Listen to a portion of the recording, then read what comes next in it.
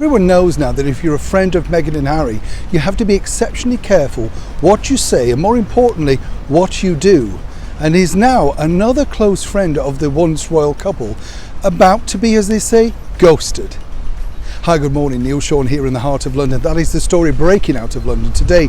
Let me give you a little bit of background because, as we know, the royal couple are very firm on their stances on certain things, particularly if you recall back the Twitter spat with Meghan's once close friend Jessica Mulrooney. Now, the details are a little bit shady, but for a while it appears that Jessica's been sidelined. In fact, while Jessica's very supportive on Twitter of Meghan's endeavours, like things the bench, the book, anything that they're up to, she seems to support.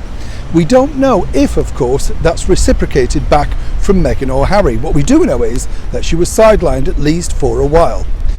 And now there's another fresh storm brewing from a once close friend, maybe still a close friend, who actually attended the royal wedding and in fact who knew Prince Harry prior to Meghan. Step forward, of course, the Late Late Show host, James Corden, and he now seems to have got himself into something of a problem.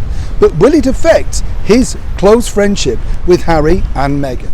Now, the latest problem for the friend of Harry and Meghan, James Corden, all centres on a segment on his show which is entitled Spill Your Guts. It's a rather offensive sort of segment in the programme in which celebrity guests are presented with what are considered to be vile and terrible foods that they have to forfeit if they refuse to answer a question or indeed get a question wrong. But what's actually evolved is this.